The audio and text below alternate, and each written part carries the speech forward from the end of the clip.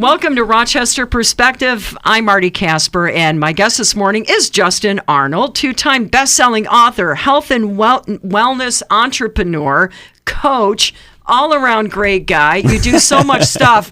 I'm just joking, Justen, that if I put down and started saying all the things that you are, 15 minutes would be up right now. Well, I appreciate it. Thank you so much. Yeah. So tell us about yourself. You're an author, or what led you to this path? What things in life happened to get you to where you are? That right there, hard stuff. Like from what I know, the minute that I was born to even just today, my life, like many people's, has been through challenges and struggles and trauma. I mean, my mother very early on even told me, I was blessed to be alive. I was supposed to have a twin. And my twin didn't survive, but somehow I did. I'm goes sorry. all the way. That's what I mean. No, wow. Don't be sorry, because I don't know. Like, goes back in vitro. So it's like one of these situations, like since birth, and we could look at it at various different facets depending on belief. But I grew up in a household, and I experienced trauma from babysitters and other people, both physically, mentally, sexually abused, and things of that nature. Good Lord.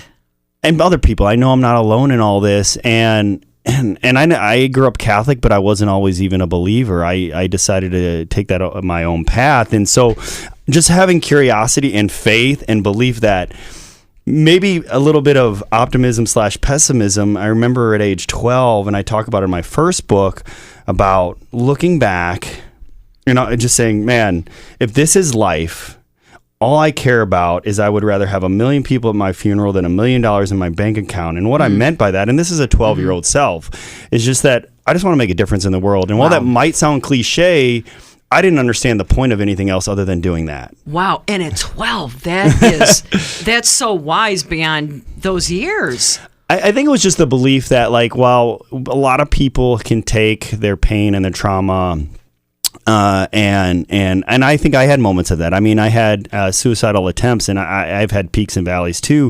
In my teenage years was the suicidal attempts and other things. But I always came back to, there's got to be purpose in this pain, which was the title of my first book. Right. But there's got to be a reason for all this. And I always found a way to find joy and happiness and serve and help. And I realized, man, even when I'm going through a lot of stuff and going through storms in my life, serving, helping, loving others, even when I don't want to, I always felt better afterwards. I mean, that's a small way of saying it. And so I talk about this type of this, and that's what I've done since day one. So, all right. So you're 12 years old and knowing that and feeling like you want to make a difference. What were the steps that you took to get to where you are to be a fitness instructor, a devoted husband, a dad, a coach? So it's a lot. So a lot of people follow structure. I had parents who were educators that expected A's, and this isn't anything on my parents, just who they were. They expected me to get a 4-year degree. I didn't want to go to college because I didn't know what I wanted to do. Honestly, I was a really good percudionist, and I still played. My dream was become a famous rock drummer when I was 18. So I went to college on a music scholarship, and I'm like, wait, I don't just go to college and all of a sudden become a rock drummer. It doesn't work out like that. But like, to answer your question, it literally, like, every time I got knocked down, I found a way to navigate in, around, and through of just the never giving up attitude, and also following, yes, my gut, my heart. I pray now. I do believe in a higher power, and I pray regularly, and following that, which may seem hippy dippy, might seem weird, unconventional. No. Well, because I am disciplined and structured, but at the end of the day, it's like, I follow that. I go to deep meditation now, which used to be hard for somebody like me and those that can relate who've been through trauma. But now it's like, so, I go that way. And so when I got really passionate about physical fitness and mental health and all these things, somebody's like, you should be a trainer. I was like, oh, you can do that in a career. I didn't know that was a career. Yeah. And so I explored it, got curious. I was like, yeah, this is great. So the whole first book was, I had just got back from a mission trip February of 2020. So right before the big COVID influx of March 2020. And through that, I got invited to go teach in the Dominican Republic, entry-level entrepreneur classes. And this guy that I've known since high school didn't really know much of my story. And through the airplane rides and living in the ghettos of the DR, he was like, you need to write a book. And I'm like, what?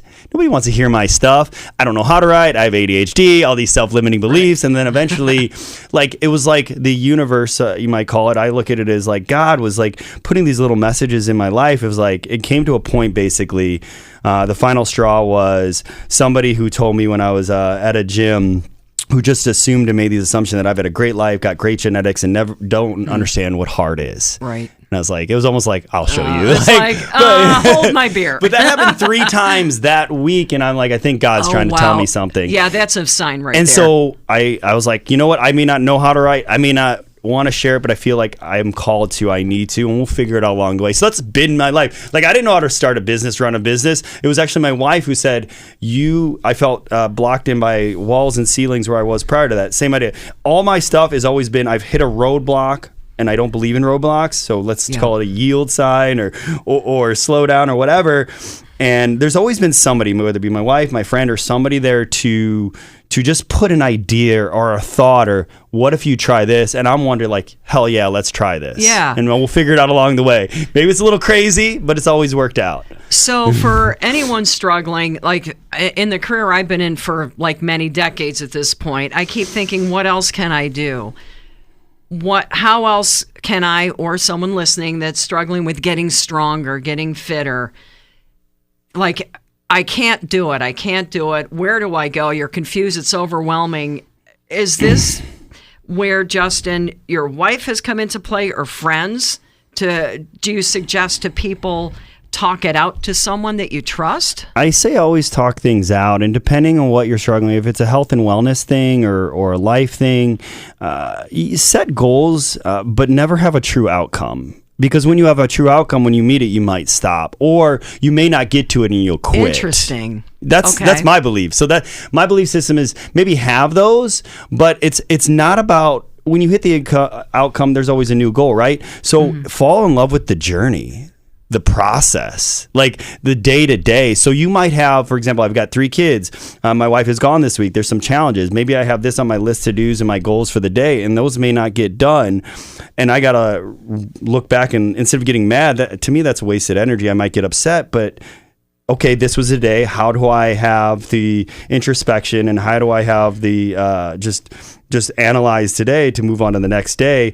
Maybe I didn't get my fitness in. Maybe I didn't get my 45 minutes in. Could I have done 10 today? Yeah, I could have done 10. Everybody could probably do 10 minutes. So it's always just going back, analyzing, falling in love with the journey and the process, and the 1% better. Maybe it's 10%. Maybe you did 100%. But if we're not at least moving a step forward, even if it feels like we're not knocked back, we'll continue to hit a plateau, which I believe is always going down. We always got to move forward. Does that make sense? Yeah, does that answer your question? It does. I hear what you're saying. So fall in love with the journey and the process of it all. So if somebody's struggling, my would be like, just start. Like, just go. Yeah. And if you don't know how, you'll figure it out. Maybe reach out, maybe go into a gym if it's a fitness thing. For me, if it wasn't, I reached out to a bunch of people that either A, had written books, who read a lot, who might have connections, and that's what it worked out. I found a connection to a publishing company. And then I got a guy to basically be my, like, you know, people have like life coaches, fitness coaches. I got a book coach who guided me along the process. Cool. We met like once a month. He looked at what I had written down and collected ideas. And also, don't feel like there has to be a certain way to do things. Everybody's journey is different. For example, maybe you learn how to write a report or a book. You do an outline. I had people getting in my ear about telling me how to write a book who had never written a book. And I realized, that put me at a standstill. I was like, I had to do it my way. So my way was unconventional. I knew what I wanted to talk about, the quotes, the ideas, the thoughts, everything, the stories I wanted to tell. I put all this in a Google Drive, what may look like an ADHD mess to a lot of people, but to me, it made complete sense. It reminds me, if you know of Abraham Lincoln's desk, it reminded me of that. And so then once I got everything I wanted, I pieced it together and I put it into a book, like a puzzle. Okay. So unconventional. Nothing you learn in a textbook, but that was my way. Your way is going to be your way. Just keep moving forward. And if you need help, I can help you. There's people out there. There's always somebody. If somebody is not uplifting you, if somebody's saying you can't do that, walk the other direction. Even if it's your best friend, your wife, your husband, somebody, the people in your life need to be just like, okay, I'll hold your hand, or I'll be with you, or if I can't help you, I'll show you the way. But support the hell out of a person. Okay. Support them, love them, be kind to them.